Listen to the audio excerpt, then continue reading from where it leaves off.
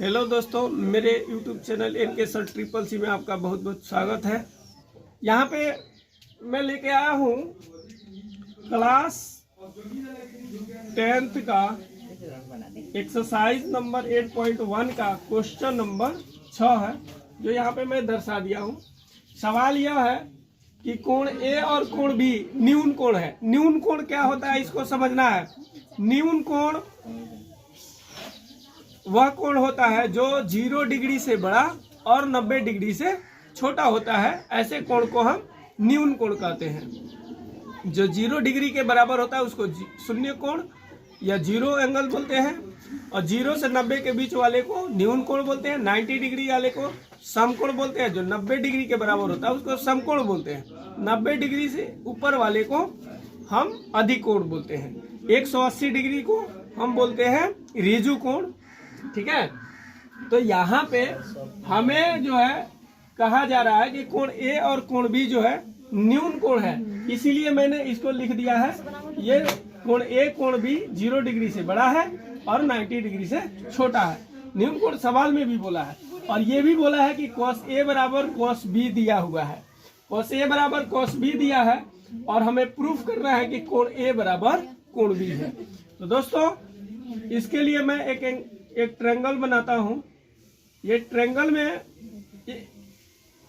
ये जो त्रिकोणमितीय निष्पत्तियां होती हैं, यह किसी न किसी समकोण त्रिभुज के ही भुजाओं का रेशियो होता है।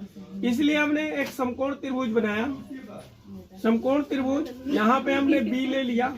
B यहाँ पे नहीं लेना होगा जी, क्योंकि B जो है इसमें बोला है A और B न्यून कोण है, तो मैं यहाँ पे A और यहाँ पे B लेता हूँ, तो इसको C मानना पड़ेगा। तो ध्यान देना है कि यहाँ जो समकोण बनता है, उस समकोण के सामने वाली जो भुजा होती है वो हाइपोटेनस होती है, कर्ण होती है।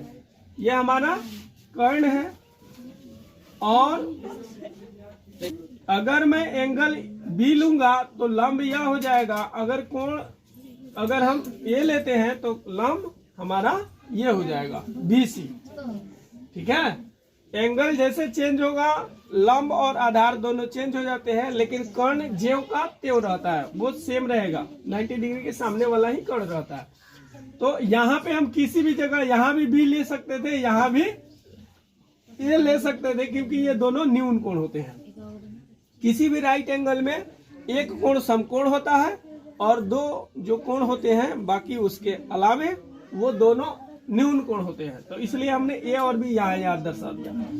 यहाँ पे हमें ध्यान देना है कि यहाँ पे दिया हुआ है, जो दिया है cos A बराबर cos B दिया है। तो दोस्तों, cos थीटा बराबर जो होता है वो होता है आधार बटा कर्ण। तो cos A अगर लेते हैं, ये वाला कोण लेते हैं, तो आधार बटा कर्ण, तो इसके लिए आधार यह हो जाएगा, लंब यह हो जाएगा। तो आधार इसका क्या हो जाएगा, AC। cos A बराबर आधार बटा कर्ण, यानी AC बटा कर्ण हमारा AB है, तो बटे में AB आ जाएगा, बराबर cos B। अगर थीटा हमारा यह B है तो इसके लिए आधार हमारा ये BC हो जाएगा, तो हम लिखेंगे BC, और बटा कर्ण तो हमारा ज्यों का त्यों सेम रहेगा। दोस्तों, अगर दो भिन्न आपस में बराबर हो तो हम इसके हर को यहाँ से काट देते हैं। ठीक है, कट जाता है। अगर दोनों बराबर हो तो कट जाता है। यहाँ से AB और AB कट गया, तो मिला हमें क्या, AC बराबर BC मिल गया। AC बराबर BC।